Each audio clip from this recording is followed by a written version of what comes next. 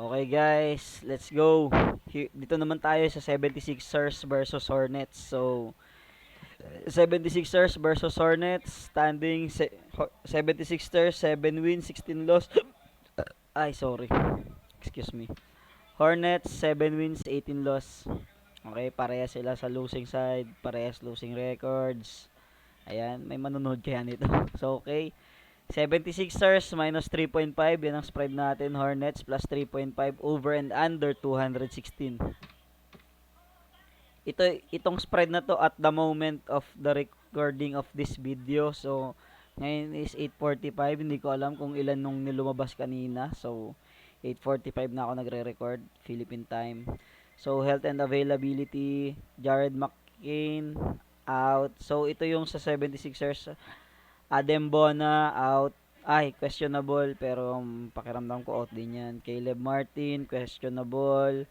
Kyle Lowry, questionable. Joel Embiid, questionable. So, pagpalagay na natin na out yung mga yan. Kasi sa ESPN out, sa ibang website, questionable lang. Pero sa research ko, questionable lang. Sa ibang web. Pero sa ESPN mismo out sila eh. Kaya pagpalagay na natin out yung mga yan. So, ito naman yung sa Hornets, si Treyman out. Galing pa naman ito ni Treyman, parang si Allen Iverson to gumalaw eh. Kaso out. So Grant Williams out for the season. So Lamelo Ball out. Si Lamelo, napakalupit pa naman to ni Lamelo Ball. Helpful facts. 76ers have won 9 out of 10 on the head-to-head. So 9 out of 10 na sila nanalo sa head-to-head nila. Last time, ganda nung laban. Lamang yung 76ers ng basta double digit until third quarter. Tapos nahabol nung 76 nung Charlotte, kaso grabe. Wala din, binigay din nila. Sayang.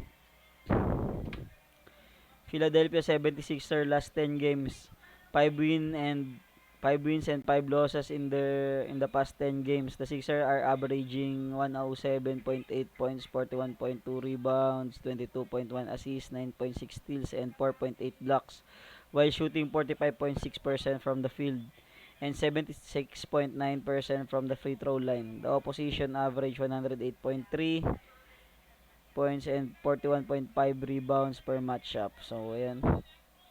Additional info lang yan. Last 10 games nila. So, ayan. Charlotte Hornet. Last 10 games. The Hornet have won 1 and lost 9. So, talagang sobrang struggle ngayon Charlotte. Ang tinalo lang nito yung... Patalo ako dun eh. Tinalo nito yung Pacers. Yun, tinalo nito yung Pacers. So, ayan. 1 out of 9. So, 45.0 rebound, 22.2 assists, 109.3 points. So, ayan.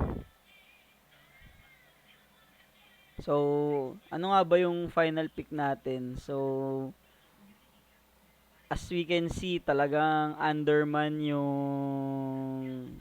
sa health and availability, medyo may advantage para sa akin yung Charlotte kasi maraming injured sa 76ers. Pero sa roster, parang para sa akin, malaking kawalan si McKin eh. Pero para sa akin, 76ers pa rin ang lamang nila. Sa momentum, halos parehas lang. Pero pakiramdam ko, mas maganda yung momentum ngayon ng 76ers kasi 5 of 5 while the Charlotte Hornets is 1 of 9.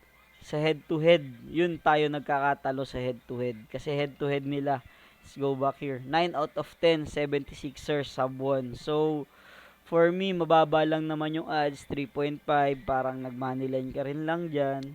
Kaya 76ers tayo. Pero, ay hindi pala. 2 possession pala yan, 3.5. So, delikado din yan. Pero for me, 76ers talaga eh, 3.5. Tapos, ayan pa nga, momentum. Momentum nila against the Charlotte, 9 out of 10. So, talagang medyo nahirapan yung Charlotte sa kanila. So, nahirapan naman talaga sa lahat ng team yung Charlotte ngayon. Lalo na wala sila Melo Ball. So, ayan. Kaya, 76ers tayo. Tapos, sa over and under, wala na ulit si Embiid sa 76ers. Oh, no. Kababalik lang, wala na ulit. Gravity. Ay, Embiid, kailan ka ba mawawala sa injury? Kaya 216 over tayo, parang medyo mahina yung depensahan nila ngayon. Hindi sila masyadong nagbabantayan. Pero hindi rin malakas yung scoring, mabagal din yung dalawang team. Delikado pa rin tong 216 na to, pero basta, nulit ko, 76ers minus 3, minus 3.5. Pero over kasi pakiramdam ko 216 kasi medyo delikado yan, baka mag-overtime. Kaya pakiramdam ko dikitan tapos may chance mag-overtime kaya over tayo 216. Tapos itong 76ers, kaya naman 76ers ako. Sa Moneyline kasi 76ers ako dyan eh. 3.5 lang naman. So, dalawang shot lang yun. Kayang-kaya nila yan. Minus 3.5, 76ers. So, ayan. Again, 76ers minus 3.5 over 216. So, yun lang. What are your thoughts about this? Please comment down below. Salamat nga pala dun sa nagbigay ng balato last time. Pasensya na nga pala. 2 days akong hindi nakapag live stream, nakapag post ng video dahil nilagnat ako. Grabe, naulanan kasi ako. Naglaro ko tapos naulanan na yan. Nagpapawis tapos naulanan na yon, nilagnat. Ingat-ingat tayong lahat guys. So, that's all. Again, 76ers minus 3.5.